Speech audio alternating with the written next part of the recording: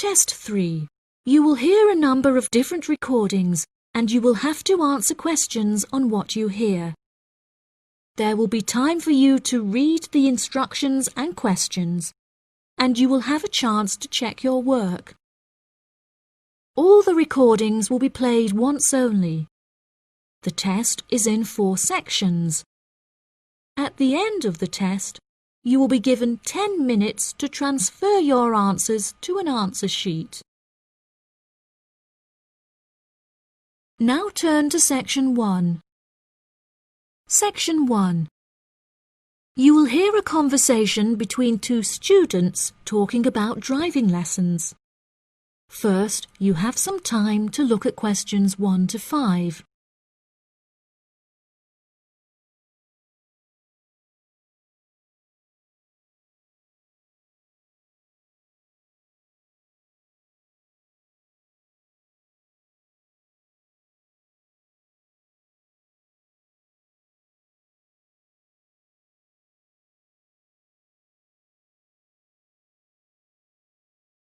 You will see that there is an example that has been done for you. On this occasion only, the conversation relating to this will be played first. Hi, Zach. I heard you passed your driving test. Congratulations. Thanks, Olivia. I passed just last week. It feels great to be independent and driving on my own. I really want to take driving lessons, but I haven't been able to find a driving school that will give lessons during the weekends, so that I don't have to miss any classes at college. The woman wants to take driving lessons during the weekends, so weekends has been written in the space. Now we shall begin. You should answer the questions as you listen, because you will not hear the recording a second time. Listen carefully and answer questions 1 to 5. Hi, Zach. I heard you passed your driving test. Congratulations. Thanks, Olivia. I passed just last week. It feels great to be independent and driving on my own. I really want to take driving lessons, but I haven't been able to find a driving school that will give lessons during the weekends, so that I don't have to miss any classes at college. The driving school that I used was brilliant and really flexible with their teaching hours. It's really close to the school. The address is 67 Kings Road. That's 67 King '(S) Road. Oh, that's perfect. I don't like the idea of driving around busy streets. Did your teacher make you drive in urban areas, or did he mainly teach you on roads in the countryside? My teacher said that I had to learn on both in order to become a good and experienced driver. We would start in the city centre and then drive north above the city. He sounds like a good teacher. Would you mind giving me his contact details so I can ask him for lessons? Of course.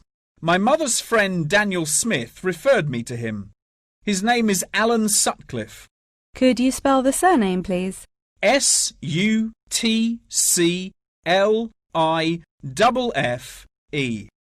Thanks for helping me out. I'll give him a call tomorrow. I don't know if I should learn in a manual or automatic car. How do I decide? I wasn't sure which type of car to learn in either.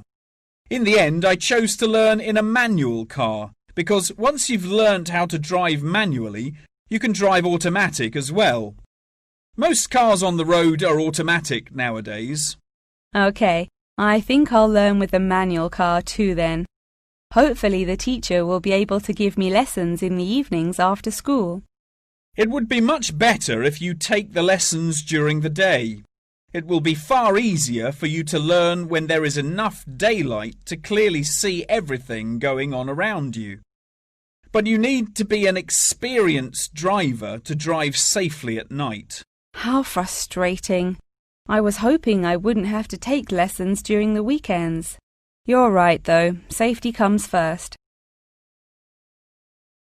Before you hear the rest of the conversation, you have some time to look at questions 6 to 10.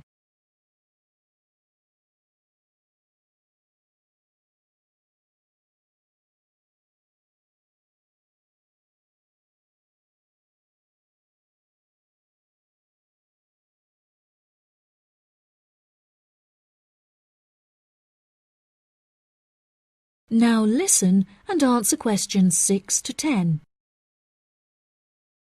Speaking of safety, you should wait until summer to start learning. It's really difficult and dangerous to drive in the wind and rain as a learner, so you should definitely wait until the weather is sunny and dry. OK, that's perfect actually. It will give me some time to save up some money to pay for the lessons. Tell me about it. I had to work for months before I had enough money saved up. It was worth all the work when I finally got my driving licence, though. The whole process is so expensive. How much did it cost you in the end? Well, each half-hour lesson cost $30, and then the final test cost $50. In total, it cost me about $300. Gosh, it's pretty expensive. How did you find the test? Was it really difficult? No, it wasn't too bad, and the man was really calm and friendly. I knew that I would have to perform 2 parking manoeuvres during the test, so I practiced them a lot beforehand, and that really helped. The test used to last 40 minutes, but it changed a bit.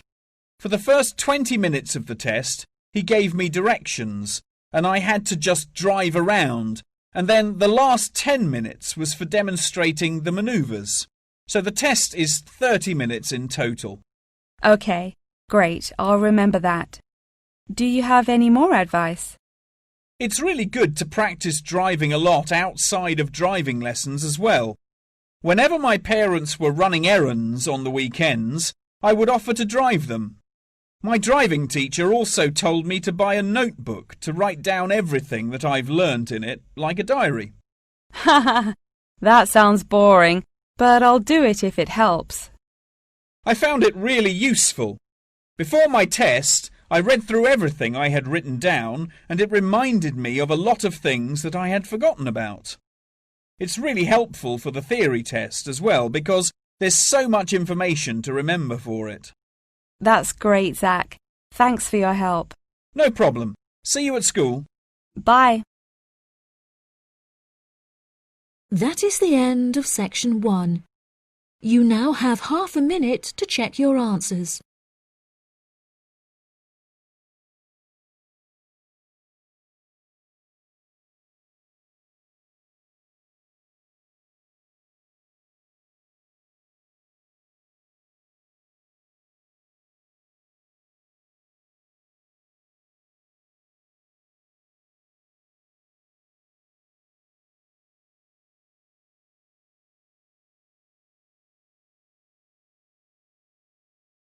Now turn to section 2. Section 2. You will hear part of a talk about Mount Rushmore given by a tour guide. First, you have some time to look at questions 11 to 15.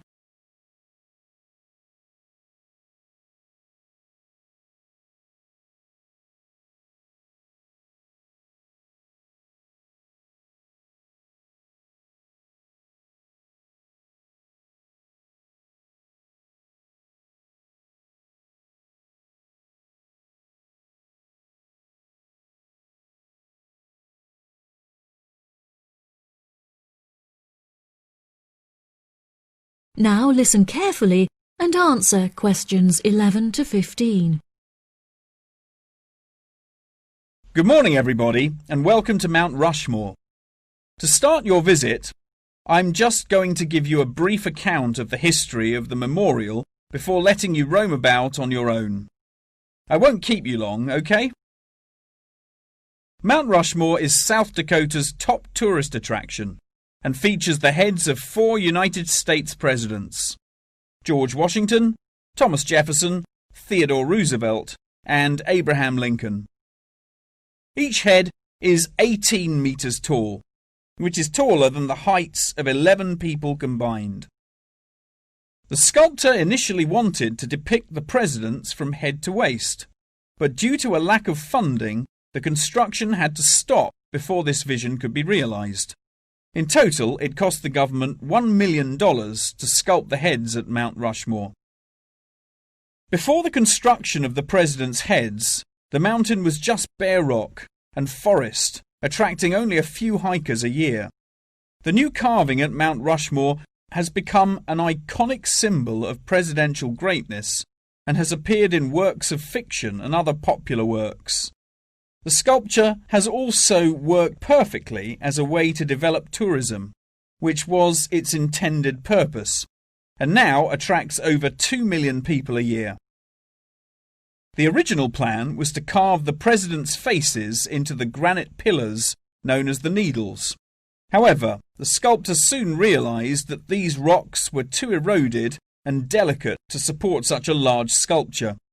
Instead, he chose to locate the carving at Mount Rushmore due to its grand appearance and brightly lit rock faces that experience maximum exposure to sunlight throughout the day as a result of the southeast orientation.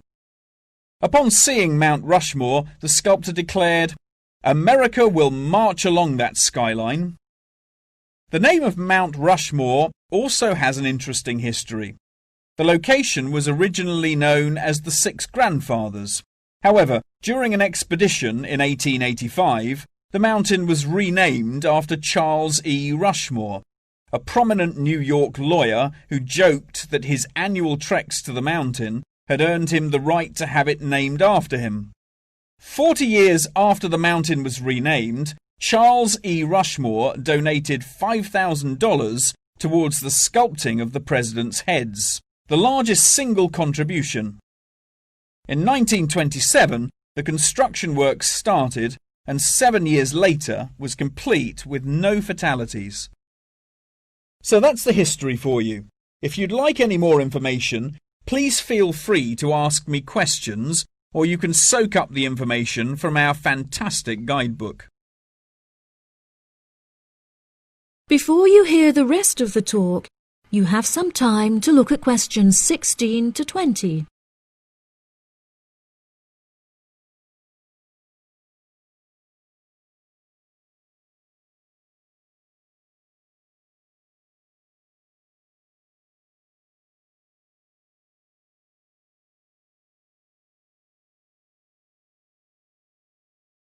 Now listen and answer questions 16 to 20. Now I'm going to give you a plan of the site, and I'd just like to point out where everything is so that you can explore everything for yourself. We're currently standing at the entrance, which is marked with the arrow on the map. If you follow the trail up to our left, you will find the information centre. There's a great photo booth there where you can have your photograph taken with Mount Rushmore in the background for a fee of only $10. What a great souvenir! In front of us is the refreshment centre, where you can help yourselves to coffee, locally grown tea, and a delicious selection of cold drinks and biscuits. Be sure to stay hydrated as it can get really hot up here. To our right, not far up the trail, is the gift shop. Here we sell copies of the guidebook, and it's also the perfect place to pick up some small souvenirs for yourself, your family and friends. Now, further up the trail, behind the gift shop, is a big stone building with a workshop.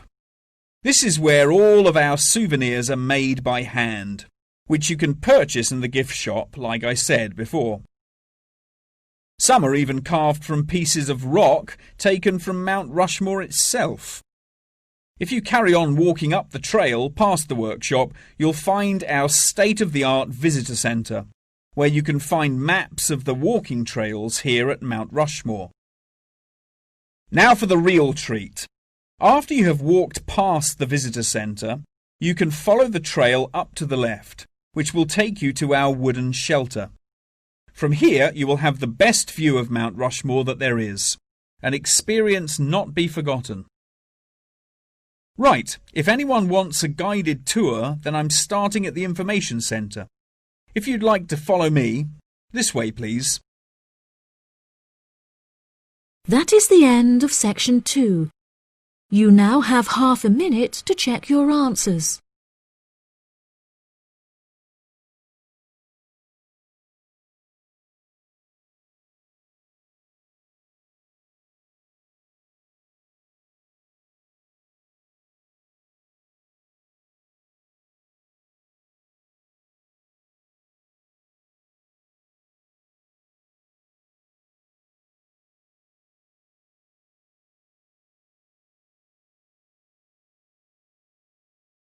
Now turn to Section 3. Section 3. You will hear a conversation between a professor and a student talking about taking a course. First, you have some time to look at questions 21 to 25.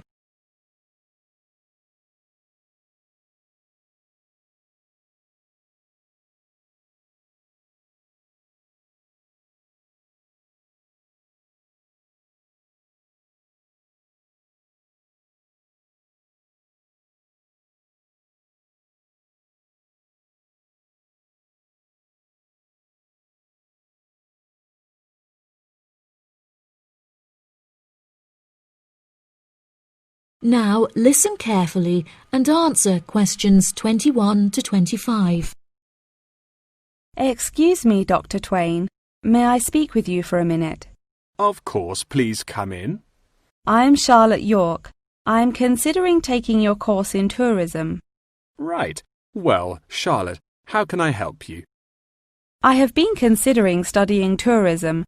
However, it is such an important decision that I would like to seek some advice about it first. Would you mind answering some of my questions? Absolutely. Fire away. Well, I have been discussing courses with my parents, and they are concerned that I will not be able to get a well-paid job with a degree in tourism. The reason that I want to study the course is that I have a great interest in the subject, and I think I would really enjoy it. I believe the only way that I will enjoy my life is if I enjoy my career. Happiness is far more important than money, don't you think? Absolutely. I would much rather be happy and poor rather than rich and miserable. Money cannot buy you happiness. I'm glad you agree. You needn't worry about money, Charlotte. A large part of the tourism course is dedicated to teaching students how to manage finances, a skill that you can apply to your everyday life as well. I would also recommend that you take a sideline course in time management, as this can be incredibly useful in efficiently planning your workload. Efficiency is the key to success. I'll remember that. Now, I have found that some students have natural talents that really help them to succeed in the course. Communication skills, for example, can be very beneficial. Do you have any strengths? Maths was always my favourite subject at school, so I really enjoy solving mathematical problems. However, I find statistics quite difficult. I have always been very capable and self-sufficient. I have a lot of confidence in my abilities and will take the initiative in situations without needing to depend on anyone else for their help. That's a really great quality to have and will be particularly useful if you choose to study tourism. That's great. I would recommend that you spend some of your time researching the course. A lot of people who are uneducated on the subject claim that tourism is a shrinking industry and that it will become irrelevant in the future. If you study the published research, however, you will see that the truth is quite the opposite. The industry has, in fact, grown significantly as people have developed an ever-increasing interest in culture and travel. Have you compared the university course with a polytechnic? Yes, I have. I was interested in studying the course in modules. However, the university doesn't offer that option. I don't have enough funds to be able to attend an expensive university, so I was relieved to see that the course is quite affordable. I also considered attending a summer school instead of university to save money, and so that I could work during the rest of the year. But I really wanted the university experience. I think that university would suit you well. Before you hear the rest of the conversation, you have some time to look at questions 26 to 30.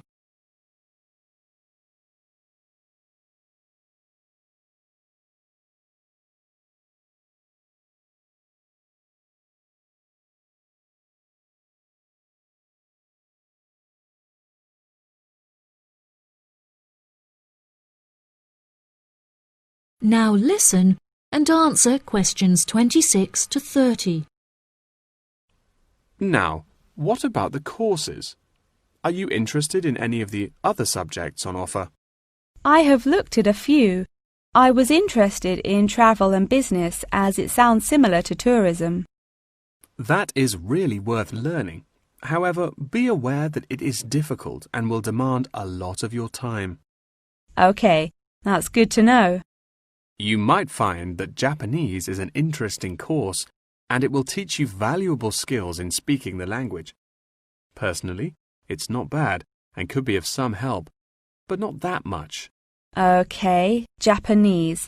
Got that. What about medical care? Well, if you have time, the course will teach you a lot about curing diseases and illnesses or dealing with injuries outside, although it's not essential. So, okay, if it's useful, I'll take it.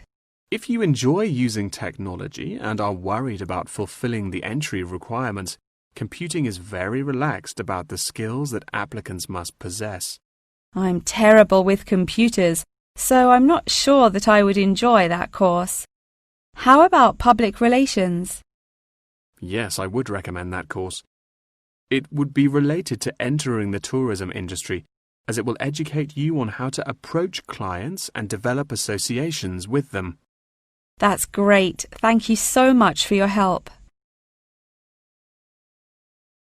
That is the end of section 3. You now have half a minute to check your answers.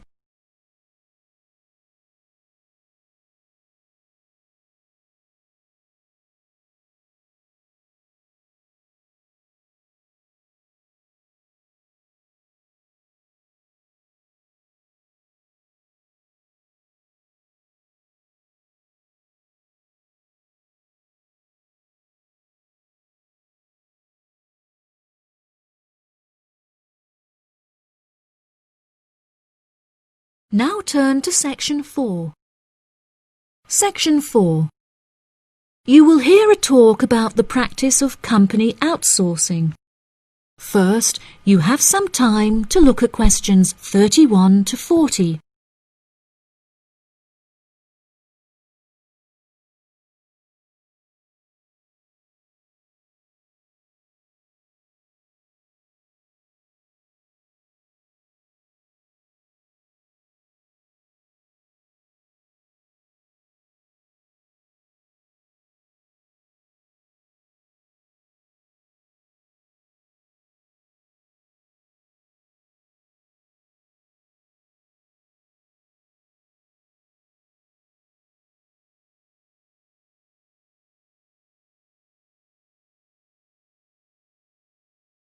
Now listen carefully and answer questions 31 to 40. Welcome, class, to your very first lecture in this series on business in the modern world, conducted by myself, Dr. Toby Bennett. Today, we will be looking into the practice of company outsourcing, using TCP technologies as a case study. Now, for those of you who are unfamiliar with this practice, I will give you a summative definition. Company outsourcing involves the contracting of various business activities by one company to another. This practice will sometimes occur from a Western company to a party based in a third world country, the rationale being to make significant financial savings on lower international labour rates and to potentially increase quality. Now, our case study for today is TCP Technologies, a party located in India that receives outsourced tasks from Western companies. The manager of TCP Technologies is a man called Manjeet, who has personally developed a series of aims and philosophies by which the company is expected to operate. He claims that the most important of these philosophies is to create a workplace where each individual member has the opportunity to contribute their opinion to the operations of the company. That is to say that he found it important to develop a democratic environment. As a means of ensuring quality from every individual at TCP Technologies, a grading system has been developed that encourages an ethos of hard work and recognizes accomplishment. This grading of individuals is based upon a series of factors such as turnover, hours worked, and efficiency. Every month, Kana publishes the grades on an internal website, where staff can access not only their own grades, but also compare it to others. A spirit of playful competitiveness has developed through this method, which has resulted in increased efficiency and turnover across the company. Kana also saw it as essential to develop a culturally diverse group of employees as a means of presenting a multifaceted image that would appeal to a host of potential employees from across the globe. This cultural openness has not only increased the quantity of incoming contracted opportunities by 7%, but has also benefited the company itself significantly. A level of transparency now exists that had not before been apparent. According to questionnaires carried out recently, these newly introduced measures have significantly increased the rate of staff satisfaction, which has subsequently led to an increase of 32% in the company's income. These figures are truly admirable and serve as a testament to the measures that Kana has introduced to the workplace at TCP Technologies. In a recent interview published by The Economist, he declared, "The figures speak for themselves. My system works." When asked if he had any advice for companies on methods they could employ to streamline workflow and increase turnover, he replied, "It's simple, really.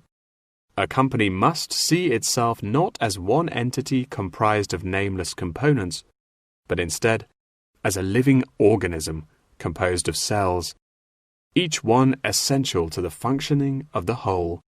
I suggest that the motto by which your management operates will be employee first."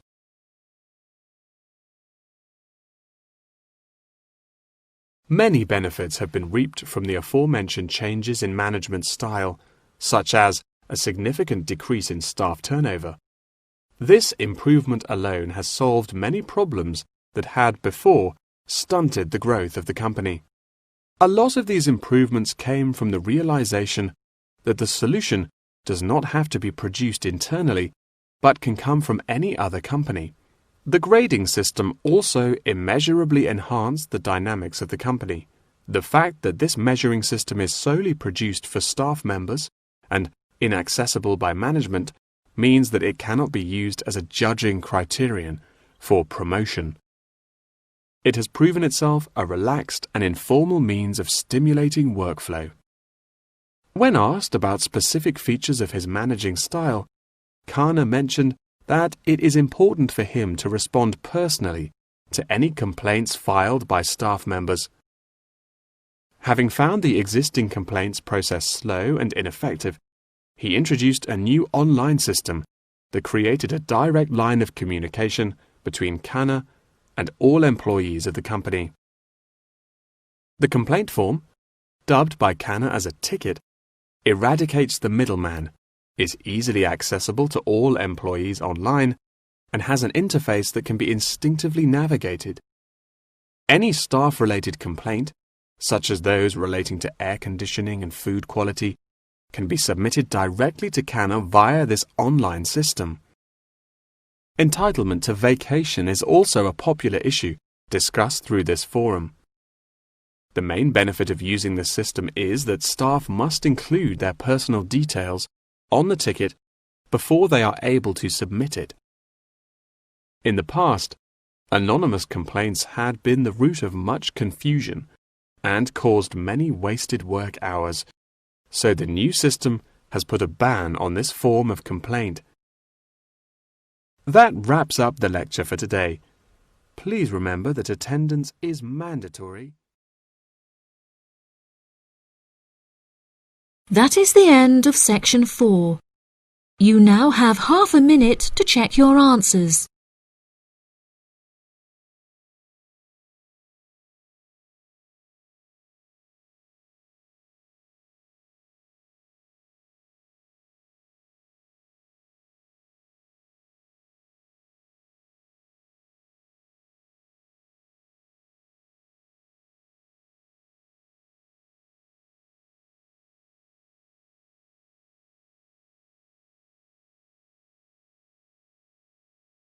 That is the end of the listening test. In the IELTS test, you will now have 10 minutes to transfer your answers to the answer sheet.